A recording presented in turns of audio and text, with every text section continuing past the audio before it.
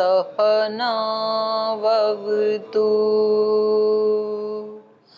सहनौ भुनक्तु सह वीर्यं करवावहै तेजस्विनावधीतमस्तु मा विद्विषावहै। ओम शांति शांति शांति।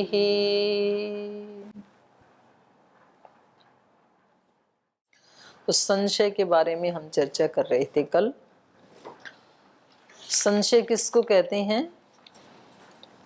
एक विषय में जब द्विघटित ज्ञान उत्पन्न होता है इस तरह से। इसके 5 हेतु बताए थे।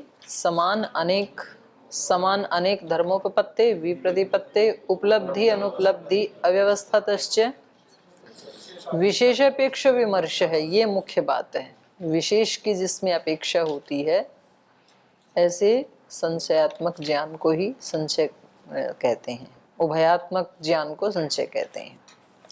तो समान धर्म का कल हमने पढ़ा कि जैसे कोई स्थाणु है या पुरुष है, तो हम देखते हैं उसके समान धर्म, सामान्य धर्म एक ही जैसे हैं, दोनों की लंबाई चौड़ाई आदि।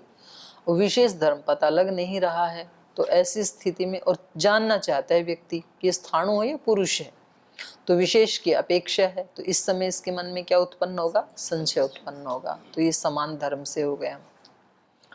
दूसरा था अनेक धर्मोपपत्ति। विशेष धर्म की उपपत्ति होने से भी संशय होता है। समान जातीय असमान जातीयम च अनेकम, समान जातीयम असमान जातीयम च। ये जो विशेष है, ये समान जाति वालों में भी कोई विशेष हो सकता है और असमान जाति वालों में भी विशेष हो सकता है। असमान जाति वालों में तो विशेष होता ही है, पर ये समान जाति वालों में भी हो सकता है।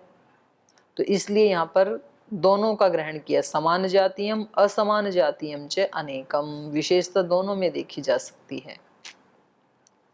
जैसे हम मनुष्य हैं तो हम वृक्ष से, पशुओं से अलग हैं, विशेष हैं। ये क्या हो गया? असमान जाति वालों से विशेषता।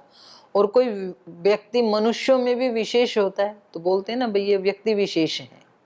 जैसे श्री राम क्या हैं? व्यक्ति विशेष हैं। भगवान कृष्ण क्या हैं? व्यक्ति विशेष हैं। तो ये क्या हो गया? समान जाति वालों में विशेषता। तस्यानेकस्य धर्मोपपत्तेः, तो उस असमान जाति वालों में भी जो विशेषता है, उस धर्म की उपपत्ति होने से, तस्यानेकस्य धर्मोपपत्तेः, उस अनेक धर्म की उपपत्ति होने से, विशेषस्य उभयथा दृष्टत्वात्, विशेष जो है वो दोनों तरह से देखा जाता है, समान जाति वालों में भी असमान जाति वालों में भी। अब उदाहरण दे रहे हैं। ये समान जाति ये भी, पहले इसका अर्थ खोल रहे हैं। ये जो बारीक अक्षरों में लिखा होता है ये वार्तिक टाइप होता है, आगे मोटे अक्षरों में उसी को ही खोलते हैं। ये समान जातीयेभ्यो असमान जातीयेभ्यश्च अर्थाः विशिष्यन्ते। पदार्थ जो हैं वो समान जाति वालों में या फिर कभी असमान जाति वालों से भी विशेषता रखते हैं। जैसे उदाहरण दे रहे हैं, गंधत्वात् पृथिव्याबादिभ्यो विशिष्यते गुण कर्मभ्यश्च। जैसे पृथ्वी जो है वो गंधत्वात्, उसमें गंध विशेष होने से। जैसे पदार्थ कितने माने हैं वैशेषिक में? 9 पदार्थ माने हैं पृथ्वी आदि। द्रव्य वही तो कह रही हूँ, द्रव्य 9 है ना, वही कह रही हूँ। पदार्थ तो 6 हैं और उसमें जो द्रव्य है वो 9 है। तो उनमें पृथ्वी 1 है, तो पृथ्वी 8 से अलग है ना, जल आदि से। तो वही कह रहे हैं क्यों अलग है? गंधत्वात्, क्योंकि गंध गुण केवल पृथ्वी में ही है। तो कहा गंधत्वात् पृथ्वी अबादिभ्य जल आदि। अब ब है ये, है ना, वह की जगह बै कर लेना। ये वह लिखा हुआ है, पृथिव्यादिभ्य, अब आदिभ्य है ये, पृथ्वी अब आदिभ्य, तो जल आदियों से गंध गुण के कारण पृथ्वी विशिष्यते, तो ये क्या हो गया, समान जाति वालों में विशेष। और गुण कर्मभ्यश्च, द्रव्य होने के कारण गुण और कर्म जो असमान जाति वाले थे उनमें भी विशेष है, तो पृथ्वी क्या हो गई, समान जाति वालों में भी विशेष, असमान जाति वालों में भी विशेष। तो ऐसे कह रहे हैं कि ये जो विशेषता है ये दो प्रकार से देखी जाती है, समान जाति वालों में, असमान जाति वालों में। अस्ति च शब्दे, अब इसमें यहाँ पर संशय क्या उत्पन्न होगा, समान और असमान जाति वालों में विशेषता देखने से संशय कैसे उत्पन्न होगा। भाई सभी पृथ्वी समेत 9 द्रव्य हैं, तो द्रव्य होते हुए भी ये बाकी से अलग है गंध गुण के कारण, और ये कर्म और गुण से भी अलग है द्रव्य होने के नाते। तो अब संशय ये होगा कि गुण और कर्म से अलग होते हुए ये पृथ्वी, इसमें गंध गुण विशेष है ना, तो ये बाकी के 8 जो पदार्थ हैं, द्रव्य हैं, उनसे अलग है। तो द्रव्यों से अलग होने के कारण, क्योंकि 3 ही तरह के पदार्थ होते हैं, गुण कर्म, कर्म गुण और द्रव्य, 3 ही होते हैं। तो ये कर्म नहीं है पृथ्वी, गुण भी नहीं है, तो ये द्रव्य है क्या, क्योंकि इन दोनों से अलग होने के कारण द्रव्य होनी चाहिए। और फिर द्रव्यों में हम गिनने लगे कि ये बाकी 8 से अतिरिक्त है, तो ये द्रव्य तो है नहीं, द्रव्य नहीं है तो ये गुण है या कर्म है या द्रव्य है, इसको क्या माने, क्योंकि इसमें भी विशेषता है ना अपने समान जाति वालों में भी, तो द्रव्य तो है नहीं, तो इसको द्रव्य माने कि गुण माने कि कर्म माने। तो ऐसे इसमें विशेष होने से भी संशय उत्पन्न हो जाता है। जैसे आपको एक जैसे लौकिक उदाहरण है, जैसे चमगादड़ है तो उसके पंख होते हैं तो उड़ता भी है वो, और उसके स्तन होते हैं, अपने बच्चे को वो स्तनधारी है, दूध पिलाता है, तो स्तनधारी तो मनुष्य होते हैं, तो स्तनधारी होने के कारण उसकी गिनती मनुष्यों में करें या पंख होने के कारण उसकी गिनती पक्षियों में करें, संशय हो गया ना, क्योंकि उसके अंदर एक विशेषता हो गई अन्यों से। बाकी के जो पक्षी हैं उनके पास पंख तो हैं, तो समान जाति वालों में क्या हो गया, वो विशेष। विशेष क्यों है, पंख होते हुए भी स्तनधारी है, तो समान जाति वालों में विशेषता। असमान जाति वालों में विशेषता क्या हो गई, स्तनधारी जितने भी हैं उनके पास पंख नहीं है, तो उसकी गिनती स्तनधारियों में नहीं कर सकते हैं, क्योंकि वो विशेष हो गया। तो अब शंका ये हो गई कि अब इसको मनुष्य जाति वालों की तरह स्तनधारियों में रखें या पंख होने के कारण इसको पक्षियों में रखें। तो विशेषता के कारण संशय उत्पन्न हो जाता है, अनेक धर्म के कारण। ऐसे ही कह रहे हैं, अस्ति च शब्दे विभागजन्यत्वम विशेषः, ऐसे ही शब्द में विभागजत्व रूपी विशेषता है, एक विशेष धर्म है। तो इसका एक विशेष होने से तस्मिन् द्रव्यम गुण कर्म वा इति संदेह, तो ये जो विशेषता है इसकी शब्द में विभागजन्यत्व, तो इसके होने से इसको अब द्रव्य कहें कि गुण कहें या कर्म कहें, ये संदेह उत्पन्न होता है। विशेषस्य उभयथा दृष्टत्वात्, कैसे हुआ ये संदेह, ये जो गुण है इसका शब्द का विभागजन्यत्व, तो ये इसमें नहीं है, किसमें नहीं है, द्रव्य में, गुण में, तीनों में, द्रव्य गुण कर्म इन तीनों में नहीं रहता है, ये एक शब्द को छोड़ करके केवल शब्द में रहता है विभागजन्यत्व। तो अब तीनों में नहीं होने से तस्मिन् द्रव्यम गुणः कर्म वा इति संदेह विशेषस्य उभयता दृष्टत्वात्, आगे इसी को समझा रहे हैं। किम द्रव्यस्य सतः गुण कर्मभ्यो विशेषः, क्या ये शब्द द्रव्य होता हुआ गुण और कर्म से विशेष है क्या, क्योंकि गुणों में विभागजन्यत्व नहीं होता है, कर्म में भी विभागजन्यत्व नहीं होता है, तो गुण और कर्म से अलग होता हुआ फिर इसको गुण द्रव्य माने क्या। आहुस्वित गुणस्य सतः द्रव्य कर्मभ्यः विशेषः, या फिर ये गुण होता हुआ द्रव्य और कर्म से अलग है, माने गुण और कर्म से अलग होता हुआ द्रव्य में इसकी गिनती करें, या फिर द्रव्य और कर्म दोनों से अलग होता हुआ गुण में इसकी गिनती करें, तो ये संशय होता है। अथ कर्मण सतः, या फिर कर्म होता हुआ द्रव्य गुणेभ्यः विशेषः, इन दोनों से अलग है क्या, कर्म होता हुआ द्रव्य और गुण से अलग है क्या ये, तो इसकी विशेषता ही संशय पैदा करने वाली हो जाती है।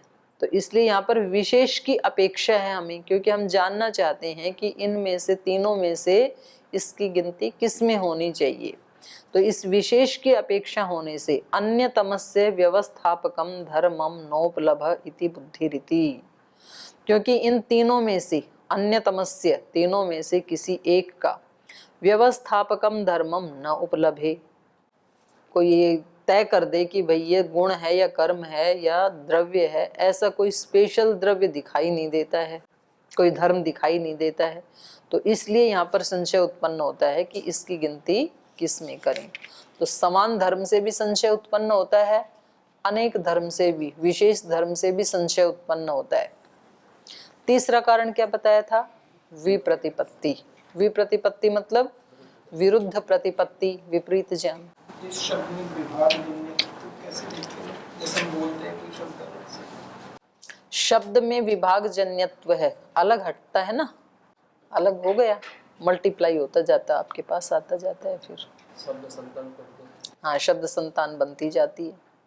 व्याहतम एकार्थ दर्शनम विप्रतिपत्ति, कह रहे हैं एकार्थ दर्शनम व्याहतम, किसी एक ही पदार्थ में जो व्याहत दर्शन होता है, परस्पर विरुद्ध जो अनुभूति होती है, टकराव, है ना, तो दोनों प्रकार का जो व्याहतम एकार्थ दर्शनम, उसको क्या कहेंगे, विप्रतिपत्ति, किसी एक ही पदार्थ के विषय में दो प्रकार का ज्ञान।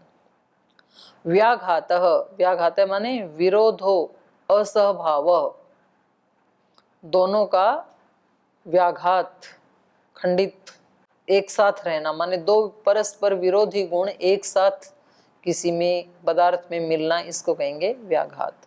जैसे असहभाव मतलब एक साथ तो हो ही नहीं सकते हैं, पर अलग अलग समय में एक ही पदार्थ में कोई दो गुण बता रहा है कोई व्यक्ति, एक ही शब्द, कोई आत्मा है कोई बता, हाँ वही उदाहरण दे रहे हैं ये, तो एक ही पदार्थ में दो गुण हो गए ना, असहभाव का मतलब एक साथ तो हो ही नहीं सकते हैं। तो मैं कह रही हूं कि आत्मा है, ये दूसरा व्यक्ति कह रहा है नहीं है अगले समय में, तो ये व्याघात हो गया ना, परस्पर विरोधी गुण एक ही पदार्थ में मिल रहे हैं, वही उदाहरण दे रहे हैं।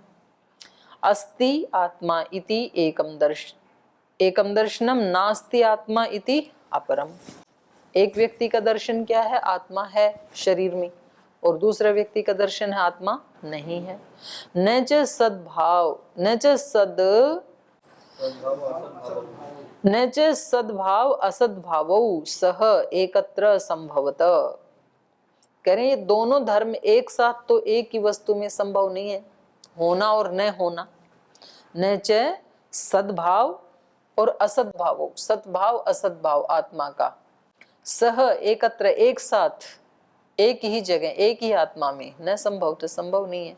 न च अन्यतर साधको हेतु उपलभ्यते, और इन दोनों में से है या नहीं है इसका साधक हेतु कोई मिलता नहीं। वह शरीर में आत्मा है कि नहीं है, तो इसको सिद्ध करने वाला कोई ठीक हेतु दिख नहीं रहा है सामान्य रूप से।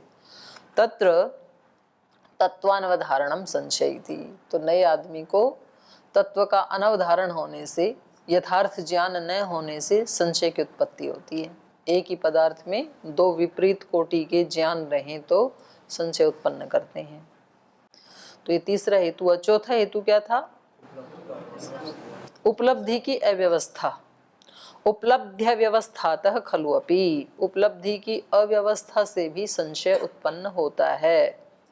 सच्चोदकम उपलभ्यते तडागादिषु मरीचिषु च अविद्यमानम उदकमिति, जैसे सत उपस्थित होता हुआ, सत होता हुआ उदकम उपलभ्यते, जल प्राप्त होता है तडागादिषु, तालाब आदि में, तालाब आदि में तो पानी है होते हुए उपलब्ध होता है।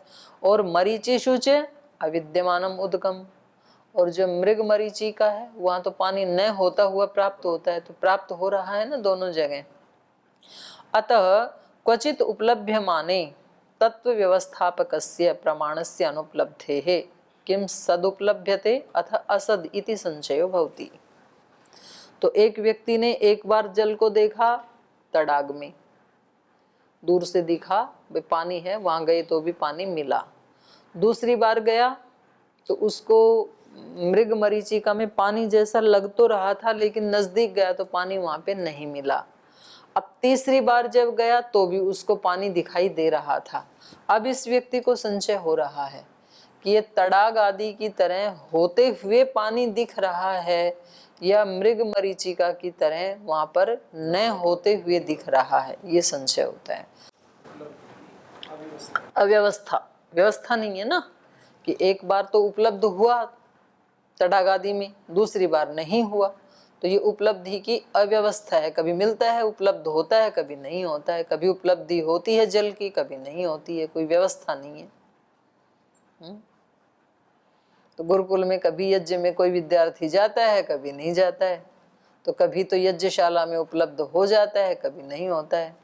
तो पता नहीं चलता है कि ये यहाँ गुरुकुल में होते हुए अनुपलब्ध है या गुरुकुल में न होते हुए अनुपलब्ध है, क्योंकि दर्शन कभी होते हैं कभी नहीं होते हैं, तो व्यवस्था नहीं है ना। एक ये व्यवस्था हो कि जब जब ये गुरुकुल में होगा तो दर्शन होंगे, नहीं होगा तो नहीं होंगे, तो ये तो हो गई व्यवस्था। और होते हुए भी कभी व्यक्ति के दर्शन होते हैं वहां, कभी नहीं होते हैं। तो जब तीसरी बार नहीं हुए और कोई पूछे कि भाई ये व्यक्ति यहाँ पर गुरुकुल में है या नहीं वर्तमान, बोल जी हमें तो नहीं पता, क्योंकि उपलब्धि की कोई व्यवस्था नहीं है। हैं? हाँ, तो ऐसे है ये, तो उसमें संशय उत्पन्न होता है ना कि भाई है कि नहीं है। सच्च उदकम उपलभ्यते तड़ागादिषु और मरीचिषु च अविद्यमानम उदकम इति अतः कश्चित उपलभ्यमाने तत्व व्यवस्थापकस्य प्रमाणस्य अनुपलब्धे, क्योंकि तत्व की व्यवस्था करने वाला कोई प्रमाण वहां उपलब्ध होता नहीं है। किम सत उपलभ्यते अथ असद इति संशय भवति, तो क्या ये सत होता हुआ उपलब्ध हो रहा है या असत होता हुआ उपलब्ध हो रहा है, यहाँ संशय उत्पन्न होता है। अनुपलब्धि की अव्यवस्था से भी संशय होता है। ये तो था उपलब्धि, जल उपलब्ध हो रहा है ना, और कभी चीज अनुपलब्ध होती है तो अनुपलब्ध न होते हुए तो अनुपलब्ध होगी ही, कभी कभी होते हुए भी अनुपलब्ध होती है, तो व्यवस्था नहीं है, तो वहां भी संशय हो जाता है। तो अनुपलब्धि की अव्यवस्था कैसे है यहाँ पर? सच्च नोपलभ्यते, कुछ वस्तुएं होते हुए उपलब्ध नहीं होती हैं, जैसे मूल कील उदक आदि। मूल माने जड़, वृक्ष की जड़ तो है लेकिन होते हुए भी दिखती तो नहीं है, अनुपलब्ध है। कील, दीवार में कोई कील आपने गाड़ी तो दिखती नहीं है ना बाहर से, फिर भी कील तो है। और उदक, धरती के नीचे पानी है ही, तो होते हुए भी दिखता नहीं है। तो कुछ चीजें होते हुए भी अनुपलब्ध होती हैं। और असच्य अनुपन्नम निरुद्धम वा, और न होते हुए भी वस्तुएं अनुपलब्ध होती हैं। जैसे यहाँ गाय नहीं है तो गाय अनुपलब्ध है न होते हुए। ततः क्वचित अनुपलभ्यमाने संशय, तो किसी व्यक्ति को किसी चीज की अनुपलब्धि, कभी तो उस वस्तु के होते हुए भी वो वस्तु मिली नहीं और कभी न होते हुए उसको मिली नहीं, तो तीसरी बार जब उसको नहीं मिली तो उसको संशय होता है कि ये वस्तु यहाँ न होते हुए अनुपलब्ध है या होते हुए अनुपलब्ध है, ये संशय होता है। ठीक। तथा क्वचित अनुपलभ्यमाने संशय, कोई पुस्तक आपसे मंगवाऊं, भाई लेके आना लाइब्रेरी में से वो वाली पुस्तक, और आप वहां गए और आपको पुस्तक मिली नहीं, और फिर मैंने जाके दिखाया कि कल तो मैंने रखी थी वहां पे, वहीं रखी है पुस्तक, और मैंने जाके दिखाई, देखो ये रखी, बोले हाँ ये तो मैंने ध्यान नहीं दिया। और फिर अगले दिन मैंने फिर कोई एक पुस्तक लेने भेजा तो आपने कहा जी वो पुस्तक तो मिली नहीं, तो कल आज भी अनुपलब्धि हुई, कल भी अनुपलब्धि हुई, फिर मैंने जाके देखा तो तब भी पुस्तक मिली नहीं, तो इसका मतलब पुस्तक वहां थी ही नहीं। और फिर तीसरे दिन फिर भेजा आपको कि जाओ आप तीसरी पुस्तक लाओ। तो आपको फिर नहीं मिली, तो अब आपको संशय होता है कि ये पहले दिन की तरह यहाँ होते हुए अनुपलब्ध है या दूसरे दिन की तरह न होते हुए अनुपलब्ध है। तो ये क्या हो गई, अनुपलब्धि की अव्यवस्था, तो उसमें भी संशय होता है।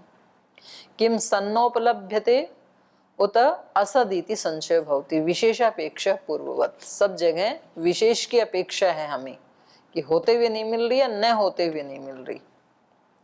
पूर्व समानो अनेकश्च धर्मो ज्ञेयस्थ। अब यहाँ पर एक प्रश्न उठता है कि भाई ये जो पहले वाले जो दो लक्षण थे, समान धर्मोपपत्ति, अनेक धर्मोपपत्ति और विप्रतिपत्ति, तीन से संशय होता है, तो ये दो का भी उन्हीं में ही अंतर्निहित हो जाएगा। उपलब्धि की अव्यवस्था, अनुपलब्धि की अव्यवस्था, इनको अलग से कहने की क्या जरूरत थी, क्योंकि ये उसी में आ जाएंगे, समान विशेष धर्म में ही दोनों। तो ये कह रहे हैं पूर्व समानो अनेकश्च धर्मो ज्ञेयस्थ। इनको अलग इसलिए पढ़ा कि समान या अनेक धर्म जो है वो किस में होता है, ज्ञेय वस्तु में होता है। एक मैं जानता हूँ उसको जानने वाला, और एक वो ज्ञेय वस्तु है। तो समान धर्म हमें क्या कहाँ मिलेगा, ज्ञेय में, तो और अनेक धर्म भी कहाँ मिलेगा, ज्ञेय में। तो इसलिए कहा ये दोनों धर्म तो ज्ञेयस्थ, ज्ञेय वस्तु में स्थित हैं। उपलब्धि अनुपलब्धि पुनः ज्ञातृस्थे, और उपलब्धि अनुपलब्धि कहाँ होगी, ज्ञाता के अंदर होगी, वस्तु के अंदर नहीं है उपलब्धि अनुपलब्धि, ज्ञाता में है। तो ये अंतर हो गया ना। एतावता विशेषेण पुनर्वचनम, तो इस विशेषता के कारण इनका यहाँ पर अलग से वचन किया गया है। समान धर्म अधिगमात समान धर्मोपपत्ते विशेष स्मृत्यपेक्ष विमर्श इति। तो कह रहे हैं समान धर्म के अधिगम होने से समान धर्मोपपत्तेर विशेष स्मृत्यपेक्ष विमर्श इति। विशेष की यहाँ पर अपेक्षा है, विशेष स्मृति अपेक्षा। समान अनेक धर्म का तो हमें ज्ञान हो गया, उसकी तो उपपत्ति हो गई, और विशेष स्मृति की अपेक्षा है। ऐसा जो विमर्श होता है वो वास्तव में संशय का लक्षण है। माने इस पूरे लक्षण में ये जो 5 हेतु बताए, इन 5 हेतुओं के अतिरिक्त भी ये नीचे जो इन्होंने दिया स्थानवताम लक्षणम इति समानम, इस पूरे बड़े सूत्र में से भी यदि हम और थोड़ा सा इसको संग्रहित करें, सार निकालें सूत्र का, तो सार क्या निकला, विशेष की जहाँ अपेक्षा होती है, सामान्य धर्म उपलब्ध है, विशेष की अपेक्षा है, वहां संशय होता है। स्थानवताम लक्षणम इति, यहाँ पर प्रश्न बीच में ये अंतर्निहित है कि भाई ये सारे मिलकर के संशय का कारण बनते हैं या ये अलग अलग संशय का कारण बनते हैं। तो इसका उत्तर ये है स्थानवताम, जैसे यहाँ पर बताया है, ये सारे मिलकर के ही लक्षणम इति समानम, समान धर्मों के ज्ञान से और विशेष की अपेक्षा से संशय होता है, ये सारांश। तो पहला क्या था, पहला पदार्थ प्रमाण, प्रमेय, संशय, चौथा प्रयोजन। तो यथाक्रम यहाँ पर चौथा आ गया प्रयोजन। प्रयोजन क्या है, यमर्थम अधिकृत्य प्रवर्तते तत्प्रयोजनम।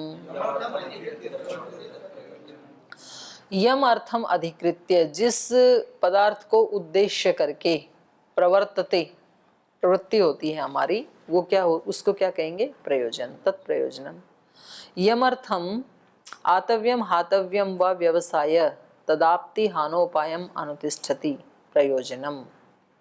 जिस पदार्थ को, यहाँ ना प छुटा हुआ है, आप्तव्यम होना चाहिए, यम अर्थम आप्तव्यम हातव्यम व, प कर लें। जिस पदार्थ को प्राप्त करने का माने पाने का, या हातव्यम या छोड़ना, तो दोनों का व्यवसाय निश्चय करके तद आपति हानोपाय, हानोपायम अनुतिष्ठति, उसको प्राप्त करने का या तो उसको छोड़ने का जो अनुष्ठान करता है, ये व्यक्ति जो क्रिया करता है, उसको कहेंगे प्रयोजन। किसी प्रयोजन से ही हम किसी वस्तु को या तो पाना चाहते हैं या तो छोड़ना चाहते हैं, और उसको पाने या छोड़ने के लिए फिर कुछ ना कुछ प्रवृत्ति भी हमारी होती है, तो उसी को कहते हैं प्रयोजन। तो प्रयोजनम तद वेदितव्यम, उसको प्रयोजन जान लेना चाहिए। प्रवृत्ति हेतुत्वात्, क्योंकि प्रवृत्ति का हेतु वो प्रयोजन ही होता है, किसी प्रयोजन से ही हमारी प्रवृत्ति होती है। इमम अर्थम आप्स्यामि हास्यामि वा इति व्यवसाय यो अर्थस्य अधिकार एवं व्यवसीयमानो अर्थो अधिक्रियते इति। इस पदार्थ को मैं प्राप्त करूंगा, या तो ये प्रयोजन होता है, या तो इमम अर्थम हास्यामि, इसको मैं छोड़ना चाहता हूँ, छोड़ूंगा। इति व्यवसाय, ऐसा निश्चय करके, अर्थस्याधिकार, उसको उस पदार्थ का अधिकार, उसको प्राप्त करना चाहता है या उसके लिए प्रवृत्त होता है। एवं व्यवसीयमान है, तो इस प्रकार से व्यवसीयमान माने निश्चयमान, निश्चय किया हुआ ये व्यक्ति अर्थो अधिक्रियते, उस पदार्थ को या तो प्राप्त कर लेता है या तो उस पदार्थ को छोड़ देता है। तो ये हो गया आपका प्रयोजन। प्रयोजन के बाद आता है फिर दृष्टांत। दृष्टांत क्या होता है? लौकिक परीक्षकाणाम यस्मिन् अर्थे बुद्धि साम्यम सदृष्टान्तः। लौकिक और परीक्षकों का जिस अर्थ में बुद्धि साम्य होता है उसको दृष्टांत कहते हैं। लौकिक मतलब लोक व्यवहार को जानने वाले, और परीक्षक मतलब विद्वान। तो जिसमें दोनों की बुद्धि की साम्यता होती है जिस पदार्थ में, वो दृष्टांत बन सकता है। ऐसा ना हो कि भाई किसी चीज का उदाहरण कोई विद्वान दे रहे हैं और अगले वाला जो है वो उसको समझ ही नहीं रहा है, तो फिर वो दृष्टांत नहीं बन पाएगा। या गांव का कोई, गांव का नहीं, यहाँ पर लौकिक का मतलब गांव का व्यक्ति नहीं है, लोक व्यवहार को जानने वाला, वो भी विद्वान ही होता है, लौकिक भी। तो वो किसी चीज को जान रहा है और परीक्षक उसको जान नहीं रहा है, तो भी वो दृष्टांत नहीं बन पाएगा। तो समय तो हो गया, चलो कल ही कर लेंगे, कोई बात नहीं।